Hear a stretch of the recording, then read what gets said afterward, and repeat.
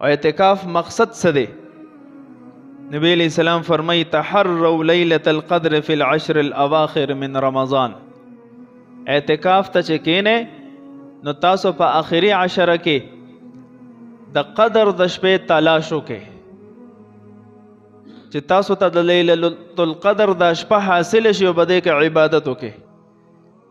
نو عبادت خو په نور ورځو کې افضل دی او په شپو کې افضل دی، په دې شپه کې ولې دومره افضل دی؟ الله رب العزت دا وجوهات په قرآن کریم کې سورہ قدر کې فرمائی انا انزلناه فی لیلۃ القدر. یو وجه غټه دا ده چې الله فرمایي چې مونږ به دغه قدر شپه کې قرآن کریم نازل کړی دی د لوح محفوظ نه دنیاوي اسمان ته. په دغه شپه کې قرآن کریم ټول پټوله د لوح محفوظ نه دنیاوي اسمان ته نازل شوی دی. دا فضیلت بل شپې ته نه دی حاصل. او بیا الله رب العزت فرمای وما ادراک ما لیلۃ القدر، و تاسو ته ثبت ده چې د قدر شپه څومره عظمتونو والا ده. مونږ وایو د چا شان ظاهرولو دپاره مونږ پښتو کې وایو و تا ته ثبت ده چې فلانې څومره طاقت والا دی.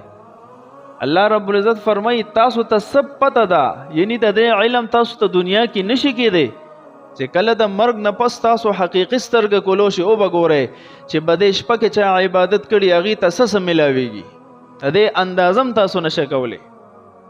وما ادراک ما لیلۃ القدر، هیڅ پته تاسو ته نشته، اندازه نشئ لګولی چې څومره لوی شان دی د قدر د شپې.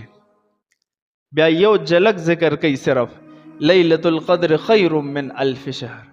په دې شپه کې عبادت کولو والا گویا چې د زرو میاشتو نه زیاتې شپو کې د عبادت وکړو.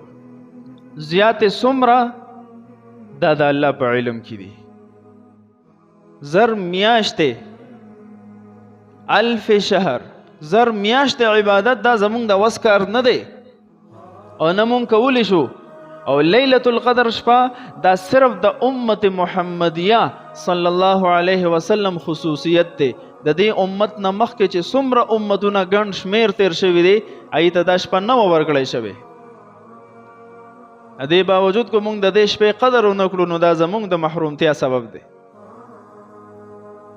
نو ډېر اهم ساعات لمحات دی چې د زندګۍ نه روان دي او رښتیا درته ووایم چې انتهایي ناقدره یو، دومره ناقدره یو چې دا لمحات او دا پیکیج دا په نورو میاشتو کې نه وي.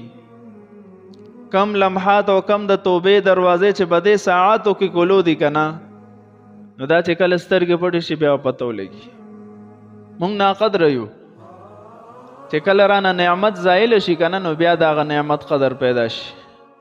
النعمت اذا فقدت عرفت، د عربۍ یو محاوره ده، کله چې نعمت ختم شي د انسان نه نو بیا د هغې معرفت او د هغې قدر معلوم شي. اوس یې موږ سره قدر نشته. نبی علیہ الصلوۃ والسلام به دعاګانې کولې چې الله د رمضان میاشت مې نصیب کړي. صحابه به دعاګانې کولې چې الله د رمضان میاشت مې نصیب کړي. مونږ الا ماشاءالله کو داسې دعا کړي. د اوس نه د اختر راتلو ته انتهایي لویه تیاري شروع ده زمونږ. د رمضان په ختمېدو باندې زمونږ ته معمولي خفګان هم نشته.